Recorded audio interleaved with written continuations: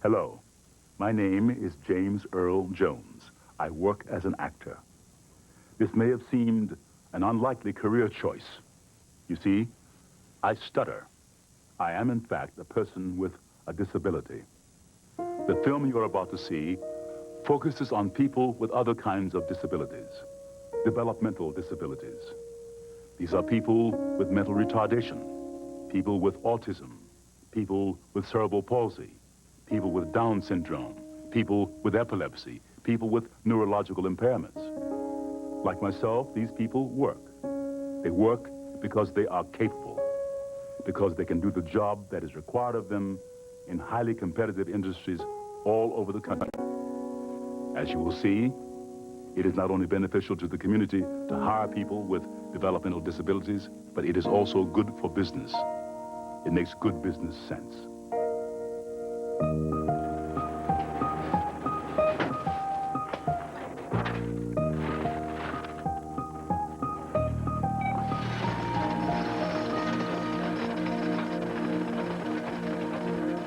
To work in a place that people can trust you for who you are is important. We need to change the balance to this end because we're adding in our bag. Okay, well, we'll verify it at the end. It's about experience, training, and the opportunities to be successful.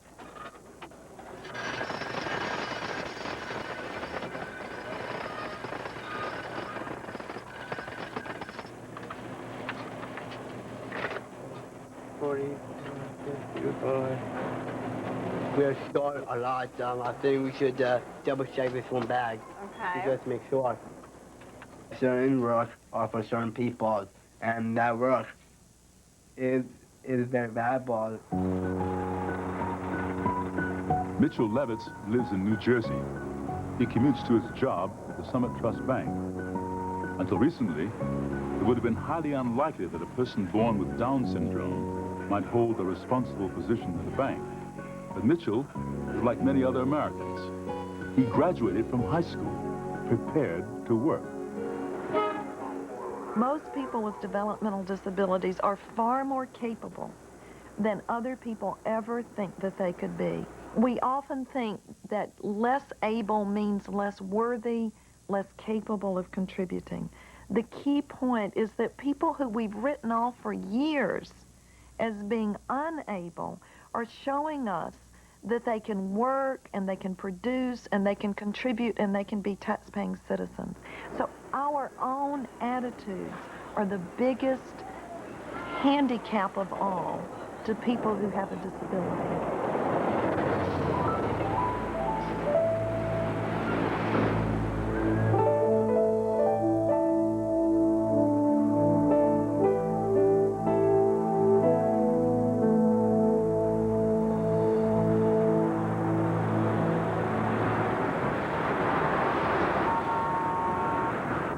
As every corporation knows today, America's workforce is becoming increasingly diverse, and business cannot overlook any opportunity to improve their workforce of the future.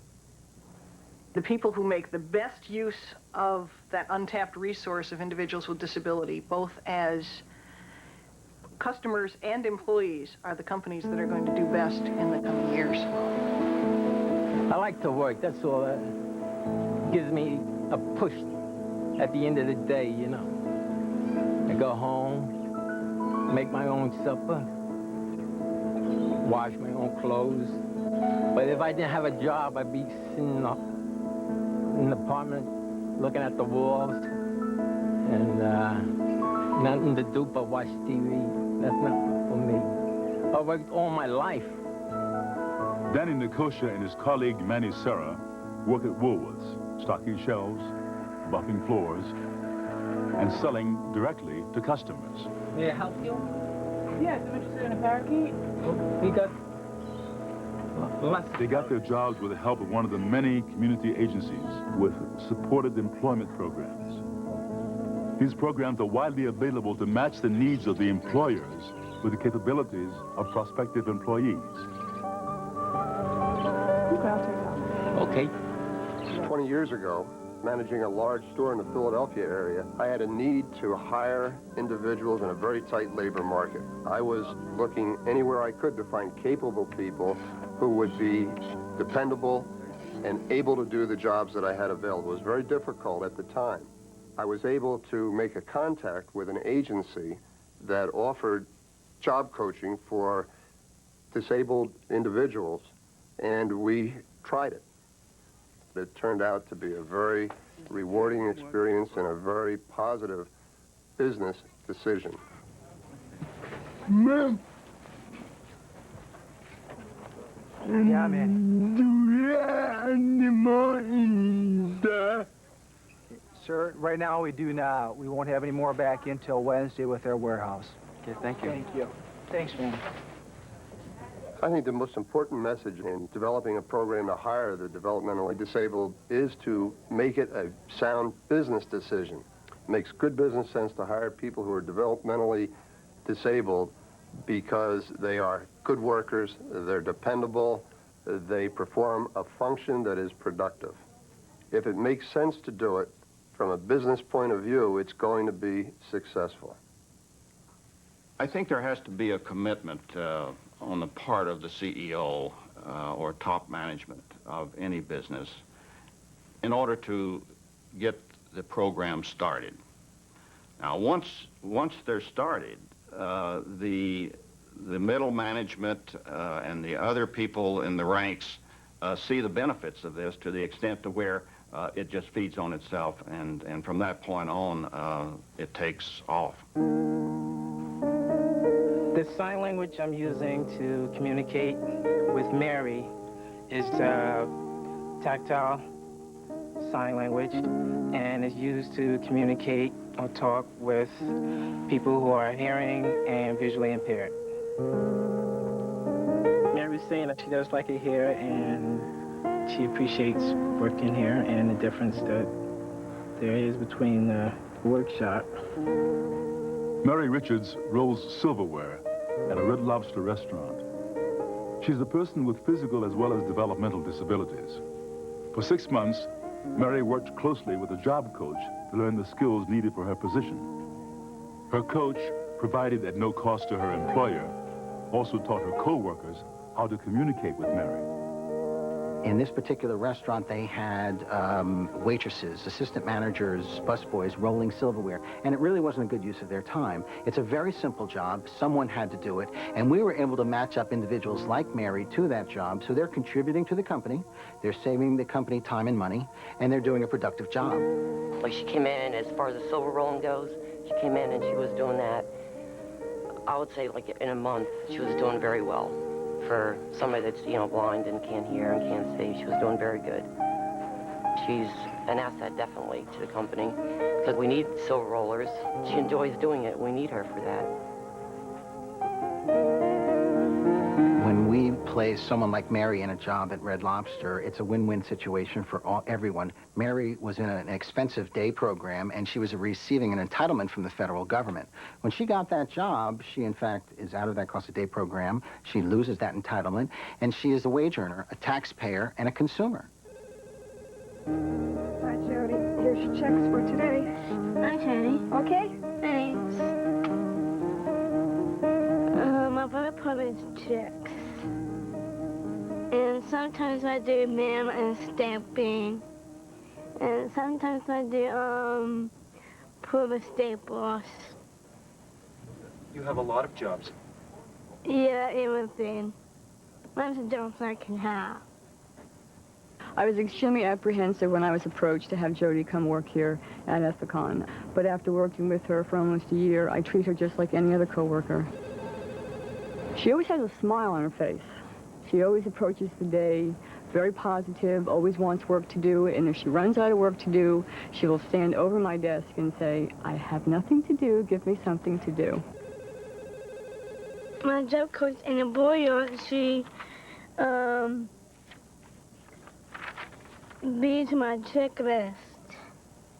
I have to check company name, check invoice number, check the amount. As a full-time clerk at Ethicon, Jody Kurtzman is evaluated like any other employee. In one photo at a time.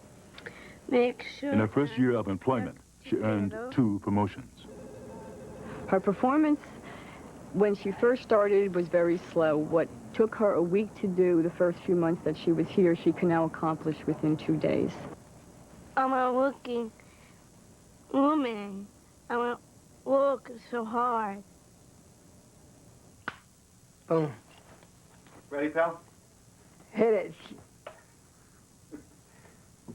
Dick, what do you like most about work? The most coming in to work and get ready.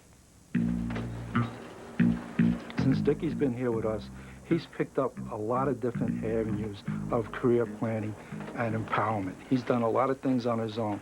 Things that I would have took for granted back in high school or even younger, before I had a managerial job, this is something that he can't do. Let me clear you, I've been put in my place since Dickie's been working here. Dickie has going on 3 years of perfect attendance without missing a day. You really can't see that, right? You really can't see that. You just see a room number on it. I can see I'm on the light, yeah. He can do his job. People see this and they say, well, wow, you know, having Down syndrome is not, you know, bad after all. I mean, you still can do a job, and I think he offers a lot to other people too, that, wow, this guy has Down syndrome and he's working hard. It makes everybody works hard, you know, it works together. Sometimes it just takes, you have to talk to him a little bit more, get him to understand things. He gets a little confused about things sometimes. But basically, he's just as good a worker as anybody else. Sometimes he works better than a lot of people down here, too, I find. Dickie Alley carpools each day to his job in the mailroom at AT&T. He's been a full-time employee for over 3 years and earns $26,000 annually. Yeah, I like my job a lot. I work there, short mail. What else? I usually help them. They help me once in a while. It's okay. E. Enter it. Enter. Great. Which one we want? Right there? Great. D will bring you down. Hit D 2 times. D. 2 times. Okay. 1, 2. S will show you it. Hit S. And it will bring it up. Great. Now she's in 5, 2, 6, 3, D2. Write it on there and throw it in. Okay. I feel that any supervisor or boss, when he first came here, they felt that if he can do that job, the same job I'm doing, I have no problem with that. I mean, he wouldn't be there, you know, if they felt that he couldn't do the job. Certainly in a corporate environment and the corporate culture, we are obligated to make the reasonable accommodation, and if that is helping or mentoring the individual through the corporate environment, then that's important. What's important to know at AT&T is that we hire people for their abilities. We need qualified people. We don't hire disabled workers because we're a charitable organization. We hire them because they can do a job that we have that needs to be done. Well, certainly the challenge is getting employers to see the abilities of individuals with developmental disabilities and getting them to see that, in fact, they can do jobs and they need to open up and put aside some of the stereotypes that, quite frankly, they have about individuals with developmental disabilities. I'm anxious to hear all about your meeting with Bobby. Yeah, it was good. There we go.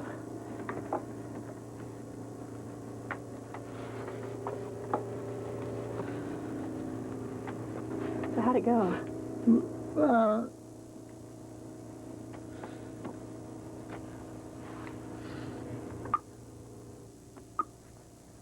We have gotten a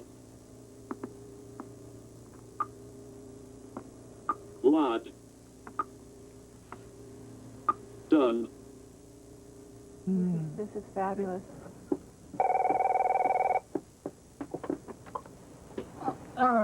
Hey, Bob. Bob. Hi, it's Chris. How you doing? Bob Williams has cerebral palsy. He communicates with the help of a voice synthesizer. This device was purchased with the financial assistance of one of the many sources which underwrite the costs of assistive technology. I learned early to believe in myself as a person.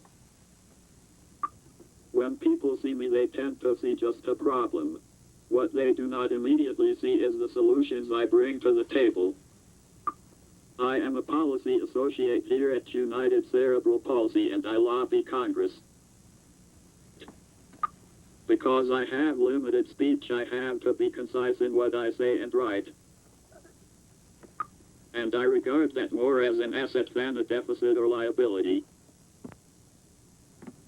A good business person takes risk to make a profit. I would hope they would give someone like myself a chance. A fair chance. That is all we are asking for.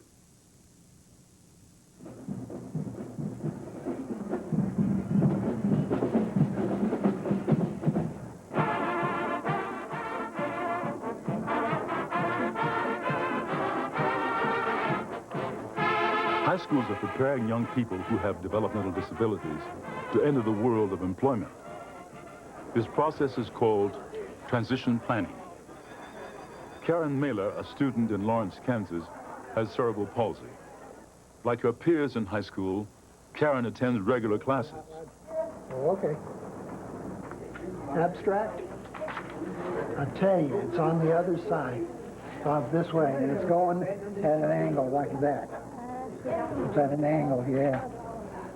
In addition to her regular academic courses, Karen participates in a work experience program at a local elementary school. Let's see. Look at that one. You think it's good to put it away like that? No. If transition to a job is a reality, we learn that there has to be systematic planning. And so the core of transition is to bring people together, the family, advocates, teachers, and to look broadly at the needs and strengths of the person with a developmental disability. So that might be something to pursue this year, is to work on, for her, if people can't understand her verbally, getting in the habit of writing stuff down. One of the first things to do at New York School is figure out what are the phrases, what she needs to be able to communicate with her employer and with the other students that are going to be coming through the library. Lots of transitions have already... Transition planning meetings are held on a regular basis to evaluate Karen's social, academic, and vocational progress, and to help her plan for the future. Here's another clue, right? This is Karen's first real vocational experience, and I think it's going to be real important to learn from that. Right. Identifying the skills and strengths that she has, as well as her feelings about that and her choices, so that for next year, we can identify a different job and give her a different experience. Exactly. By working at New York School this year, she'll be building a resume, and all of those things that you need when you go out to look for your last job before you leave high school. I think if we look at the capabilities of the individual rather than focusing on the lack of capabilities of the individual, and if we look at what's essential to the job, I think there's a job for everyone. And no, I've never met a student that I didn't think could perform some sort of meaningful employment. I think that employers have to realize that parents have done a lot to prepare their kids appropriately and skill-wise. We worked from the time Dick was 5 years old in preparing him for a job placement. I mean, at 14, he had his first job. He has never had any personal problems with anybody in all of his work experience. And this is the fourth job he's had. Parents are instrumental in advocating for their children with developmental disabilities. When they get together, they are able to share their concerns, provide support for one another, and discuss the issues central to their children's personal lives and careers. Our folks can be citizens, valued citizens and members of the community, but it will be at our continual urging as parents to light fires under ARCs, under educators, under the businesses through our own interaction and collaboration with business, to let people know that we have people who want to work. We need to adjust our attitude to focus on the skills of all individuals, to look at what we might gain rather than what we must invest. That's a business fundamental. We partner with special education classes and agencies to enable students with developmental disabilities to try a variety of work experiences before graduation.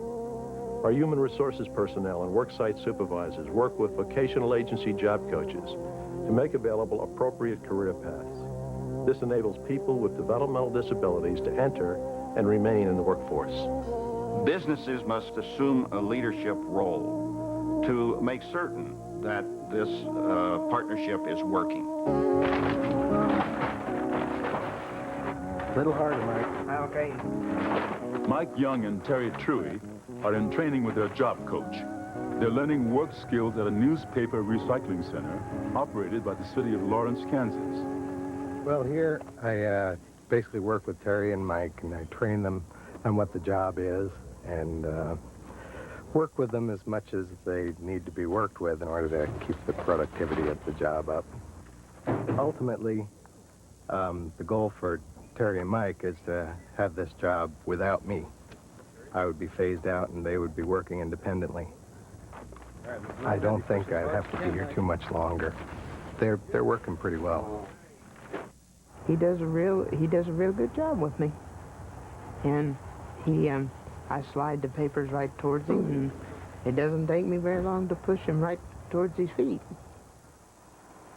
We're providing a service at a cost-effective level. The employees are being provided a job that they can grow in and look for a higher employed job with the city or with other agencies. It's lowering the cost of the public welfare or public side that the state has to provide when those individuals don't have jobs. So it offsets those costs, and it does provide a service that the public wants and needs. The best scenario would be that they're working for the city. They're hired by the city and they're working down here full-time, and maybe at the most I'd be bringing one or two of them to work. That would be it, helping them out. You know. Annie Forts lives in Cinder Harbor, New Hampshire, where she holds several part-time jobs. Please. I meet new people as they come in, and then we start sitting people with wine menus. I'll go up to them. I will say, how is everything? And then I'll go back, seat more people in, and have the dinner, dessert, and then it's all set. There you go. Enjoy your dinner, folks. Thank you very much. You're welcome. Tablescape, they noticed I had Down syndrome, but I didn't care. I went in and asked for a job, and I got the job. I'm a clerk, and I straighten out the movies. I also put films away. I'm going to enjoy this movie. It's really good. Okay, thank you very much. Coming this weekend. Ma'am, can I help you? I dream about a lot of things. I dream to be a photographer, an actress, a teacher's aide, and I'm very proud to own my own business and make lots of money, and you receive it by next week. Annie operates her own business, manufacturing and selling promotional items. We have T-shirts, hats, tote bags, and all kinds of things we sell. So thank you for your support, and always think up for Down syndrome, always. Thank you very much. There's heart gain. There's human gain and opportunities to humanize a workforce by really pulling together for the benefit of all people to be full citizens in the workforce. Hello, my friend. Hi, Chris. Hi, Tim. Paul. About 2 months ago, we had a loss here. One of our supervisors passed away, and it seemed that Dickie brought us all together and kept us together. Dick had a nice way about coming over and making it easy for me because I was real close to that supervisor. I didn't know what to say to him, but he had the right words to say to me to cheer up my day and make me get through it. So it was a real delight to have Dickie there as a stronger person than I was at that time. I was a little upset when he passed away, and I didn't know about it. What did you say to John to make him feel better? I say, "Hi, John. How you doing? How's your heart?" That's all. I didn't expect it at all from Dickie. I didn't think he could handle that, going through what we went through. And he came across and made it a lot easier for us, for all of us. So I thank his mother and father for sticking by with him all through his years and bringing him up the way he did and putting all the efforts and career development that had to take to bring Dickie to us. I believe for all of us there's dignity in work.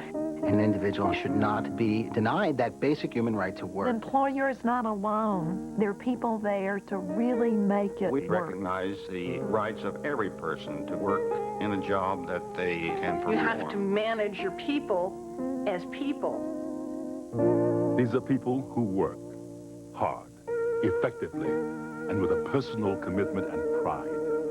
These are people highly trained, highly skilled, highly motivated. These are people with developmental disabilities. They want to be employed. They want their contributions valued. This is a business opportunity to reap the many benefits that come from a diverse workforce. Their opportunity is our opportunity.